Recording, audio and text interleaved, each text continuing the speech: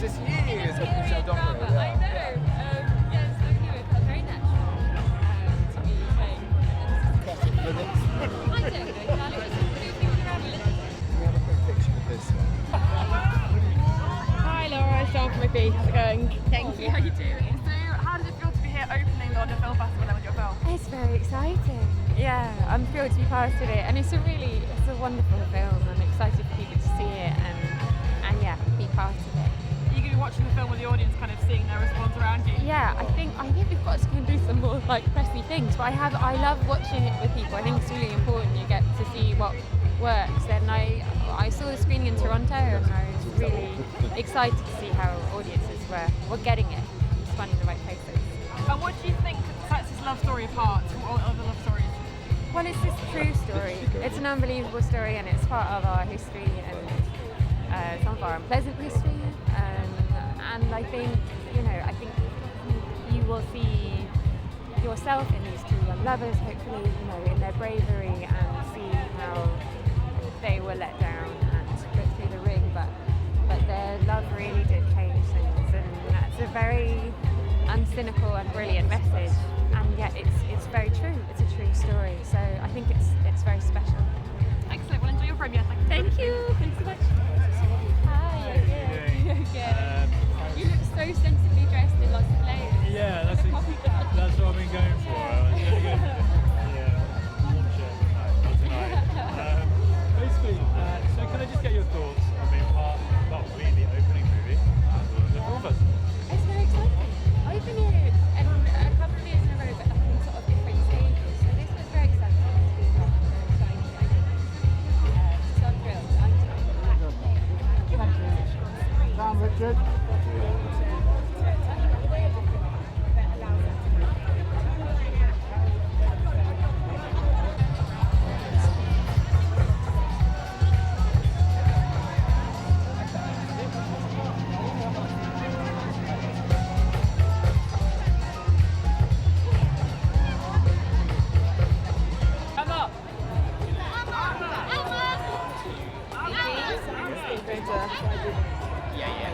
Hello, Sean from McBee. How's it going? Hi, really good. So Thank you. congratulations on opening the festival. How does it feel Thank to be you here on your so red carpet? much. Well, it feels really exciting and very, very big.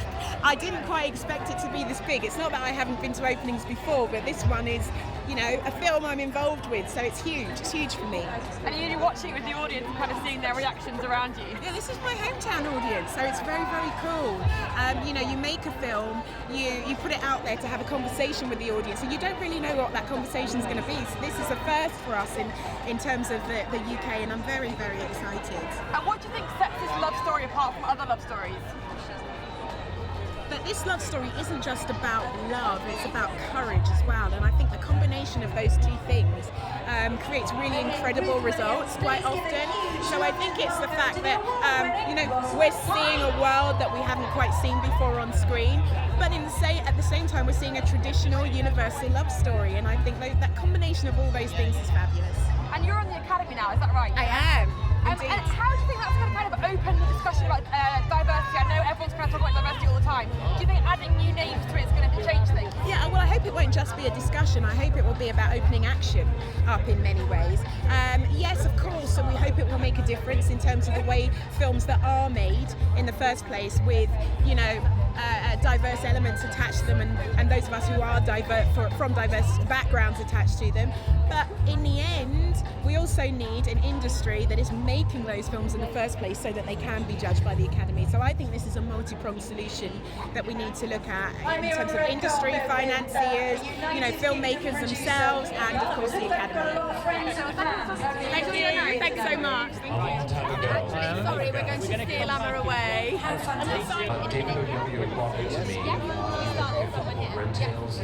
Hello. Hi. Good, thank you. So how does it feel to be here on the opening red carpet of the Elevator? It's pretty great. It's lovely to be back home in London with a film I really believe in and I really love. So yes, it's exciting. And what do you think sets this like love story apart from other love stories? Well, I think it's the fact that I'm not sure that we've seen an African prince quite like this before. I think also what they had to overcome and how they did it with the love that they did it with. I love a great love story, and I haven't seen one quite like this for a while. And I was just talking to Emma about being on the Academy committee. So how do you think that's going to change the discussion with diversity? Adding more people to the committee and opening that up. It's going to take time. I mean, I commend the Academy on the fact that they are addressing the issue by doing something about it. I think if everyone takes responsibility for their corner, things will improve. And what do you think audience is going to take away from this movie? I hope they go home, hug their wives, hug their husbands, and believe in love a little bit more. It's a lovely sentiment. Thank you for talking to me. Thank you. Sorry. Some 14 years ago. Yes. Leicester Square Beverly Hills. Oh gosh!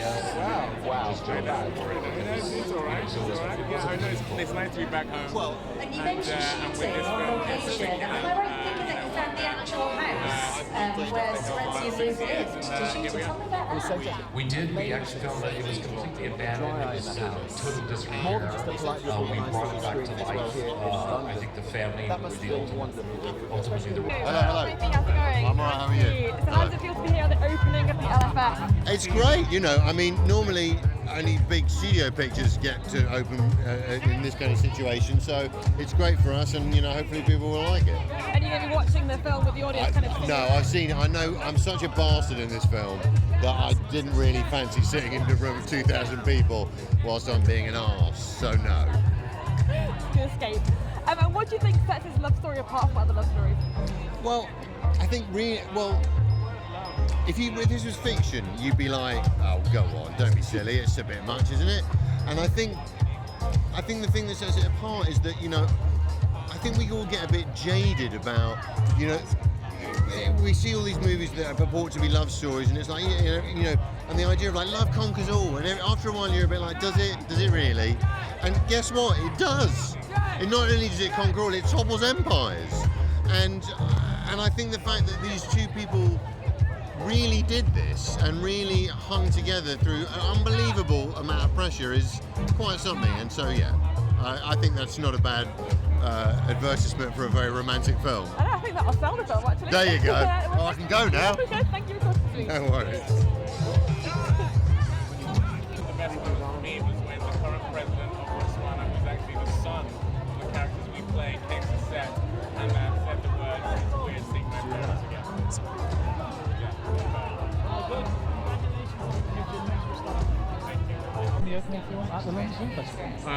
It's amazing for me specifically because the last time I was here was 10 years ago with a film called The Last King of Scotland, a very different kind of African story, a great film in my opinion, but I'm just so happy to be here with, as I say, a different kind of love, a different kind of African story, and it's a love story, which I'm a big fan of those. The Last King of Scotland was an amazing movie, but also this film itself addresses themes of interracial marriage, people having a problem with it back in the 1940s. Now, in the last couple of days, there's been some comments that perhaps, singles out immigrants, I think, perhaps at the Tory Party conference recently. Does that show that this film still has incredible relevance? It has incredible relevance because I think films like this that exhibit injustices of the past can sometimes hopefully show us how far we've come, but also how far we still need to go. Prejudice is very much still with us, and any reminder of the fact that we are more alike than we are different, I think is important. These two people fell in love, and it had nothing to do with the color of their skin, and everyone else imposed this animosity on them, but they fought through with the power of love, which I think is very powerful. It's a very cool space. Thank you very much. Thank you.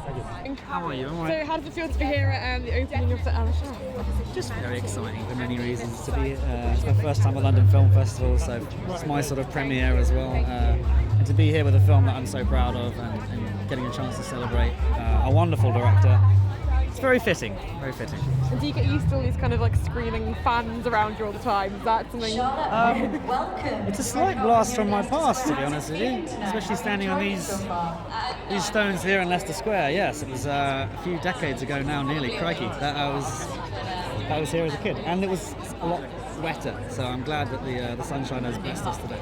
Slightly smaller scale, though, isn't it, today? More nice. It's slightly more humble, but equally exciting, if not more so. I can't think of a better platform for this film to be aired at. I think it's a great reason for every Brit to be proud, not only for the story, but also the skilled hands that put it together.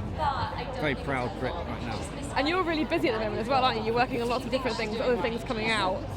Yes, lots of bits and pieces happening. Yes, I'm currently working in Vancouver on a new TV series out there. Very different to this project, but yeah, we're having a lot of fun with that. And what do you think audiences take away from this film?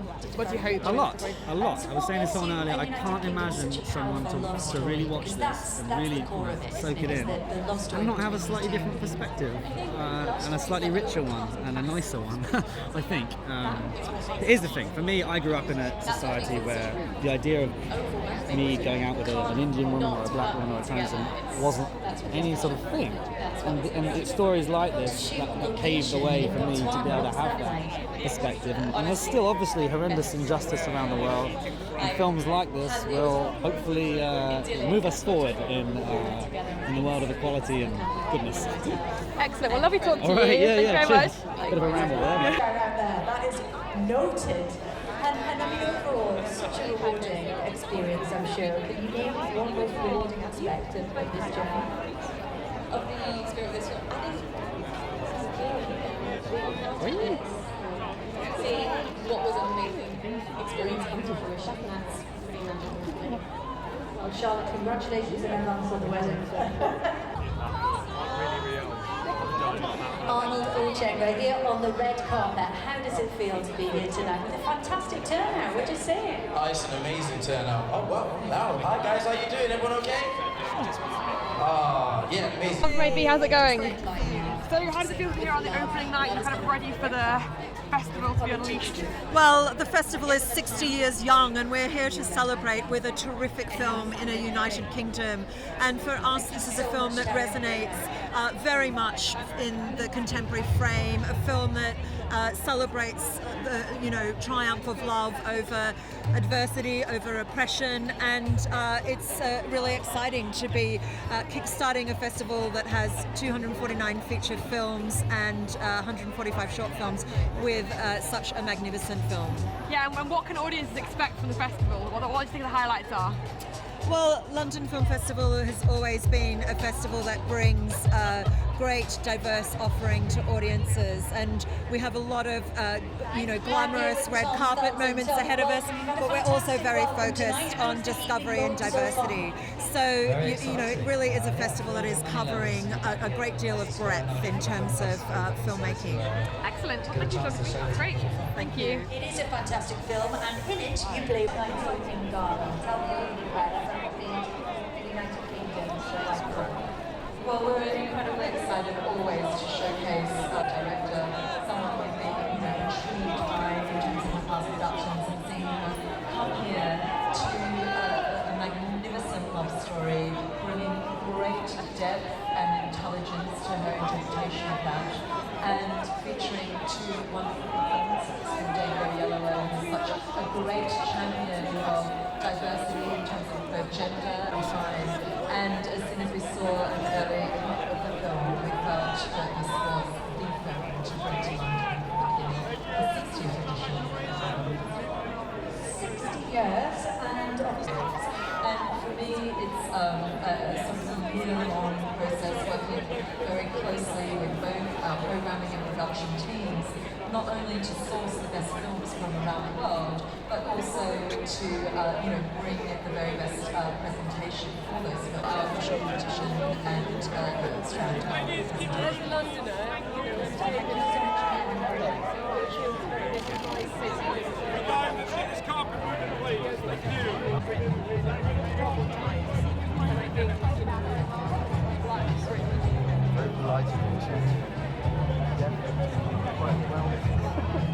I feel like I dusted off my own vintage couture. You look at Sensation still having to watch. I wasn't there, sadly. I've been a new member of the Western. This is the first time I get to show the film to an audience. I'm very More than just a blind people of a which was by Susan Williams, who was a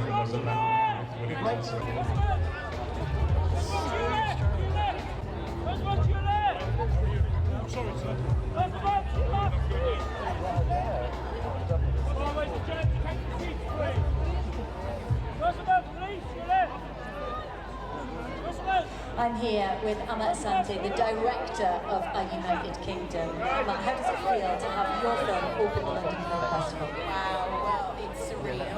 I don't know if it's quite suffocating. I'm going to wake up tomorrow morning just like happy tears or wake up in bed, but it's a huge privilege, and I'm definitely feeling in the sense of that right now.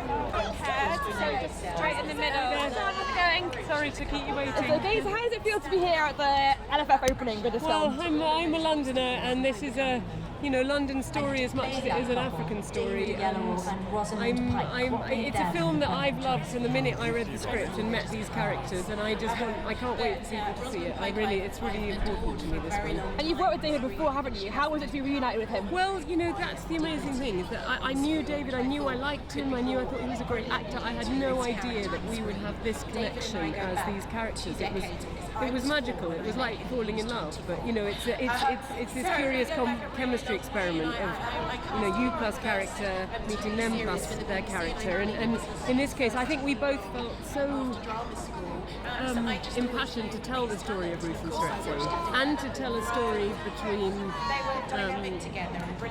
a black man and a white woman. Put that on screen. I think about when I was a teenager looking for visions of love and looking for love represented on screen. That was just not out there. That possibility wasn't on the big screen, and hasn't been since Guess Who's Coming for Dinner. So that really excites me too.